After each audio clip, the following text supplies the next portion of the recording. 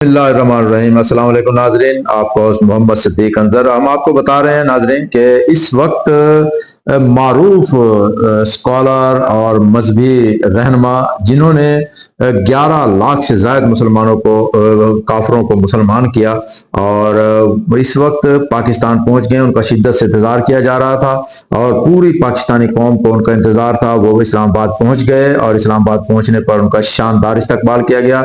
नाजरीन, आज हम अपने व्लॉग में बताएंगे कि मारूफ स्कॉलर जो पाकिस्तान पहुंचे हैं, उनका पूरे पाकिस्तान में जो मुख्तलिफ शहरों में शेड्यूल है, वो कहाँ कहाँ खुतबात से खिताब करेंगे और कहाँ किस टाइम, हम आपको टाइम भी बताएंगे और जगह भी बताएंगे, शहर भी बताएंगे और उसके साथ साथ वो खुली कचहरी से भी खिताब करेंगे, यानी अवाम के सवालात के भी जवाब देंगे। ये भी हम आपको बताएंगे कि वो कहाँ कहाँ खिताब करेंगे।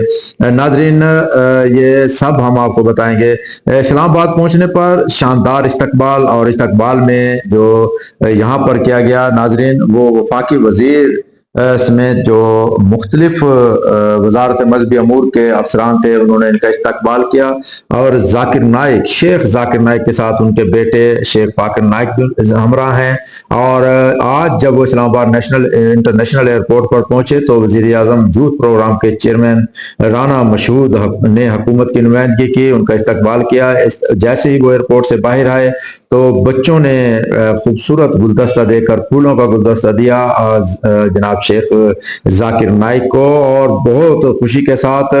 और यहाँ पर बहुत ज़बरदस्त एक नज़ारा था। एडिशनल सेक्रेटरी मजहबी अमूर सैयद डॉक्टर अताउर रहमान भी इस्तकबाल करने वालों में शामिल थे। पार्लिमानी सेक्रेटरी मजहबी अमूर शमशेर अली मजारी भी वो उनके साथ थे। नाजरीन, बहुत शानदार इस्तकबाल किया गया और यहाँ जो एयरपोर्ट पर मुख्तलिफ अतराफ से जो अवाम आज यहाँ पर मौजूद थी, उन्होंने भी शेक हैंड किया और शेख जाकिर नाइक बहुत खुश दिखाई दे रहे थे पाकिस्तान पहुंचने पर।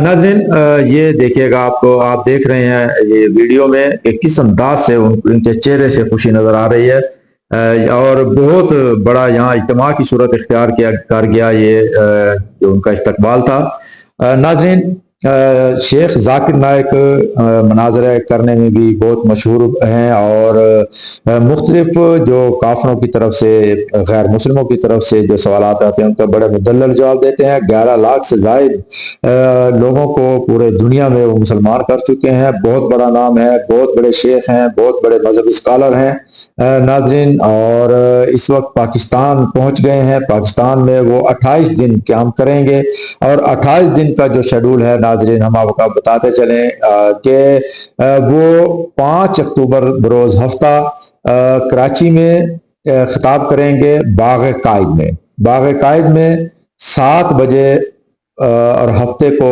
5 अक्टूबर को वो पीस टीवी पर ये लाइव उनका प्रोग्राम दिखाया जाएगा और उनका जो खुतबा होगा वो होगा कि क्या कुरान को समझकर पढ़ना जरूरी है और हमारी जिंदगी का मकसद क्या है।